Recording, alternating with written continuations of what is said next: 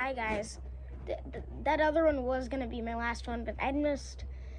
It's gonna be a bike and Lego channel. So this is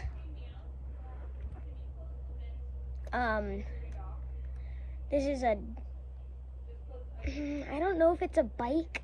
I want it to be a bike, but it's kind of big.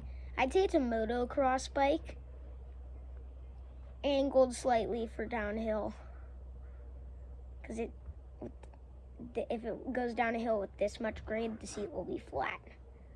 So that kind of helps. And I don't know, I watch a lot of biking, so this is a 4 crown. If you've seen a normal mountain bike, you'd see only 2, not 4 over the headset. But yeah, good handles, big tires, seat too. Not that much. The frame was the hardest part. Tons skinnies. So yeah, bye.